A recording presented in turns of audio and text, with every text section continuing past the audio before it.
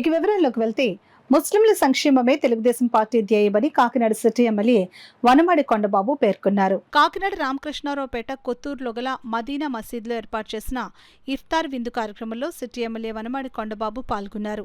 మసీదుకు విచ్చేసిన ఎమ్మెల్యే వనమాడి కొండబాబును మసీదు కమిటీ అధ్యక్షులు కుతుబుద్దీన్ ఘన స్వాగతం పలికారు.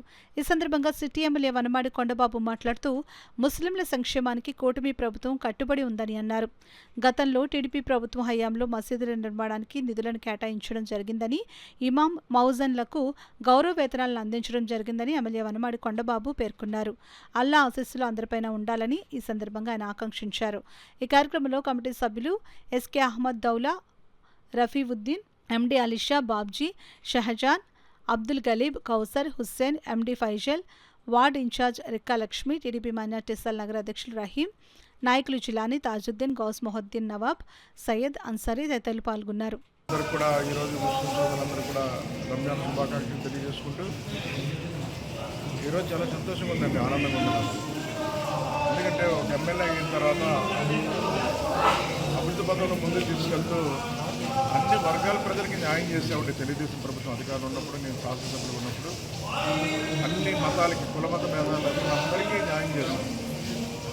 ఎందుకు ఆనందంగా ఉందంటానంటే ఈ కొత్తూరు మసీదు ఇక్కడ బిల్డింగ్ ఉంది, ఈ మసీదుకి స్థలం ఉంది, కానీ బిల్డింగ్ పాడైపోతుంటే బిల్డింగ్ కట్టించుకొని అడిగారు వీళ్ళందరూ, ఇక్కడున్నారు పెద్దలు. అప్పుడు 20 లక్షలు ఇచ్చి బిల్డింగ్ కట్టించడం జరిగింది.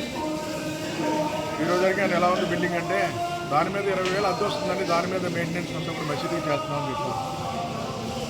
అదేవిధంగా ఇమాములకి 10,000 రూపాయలు జీతం వస్తుందండి, ఆ రోజు మేము ప్రవేశపెట్టాం.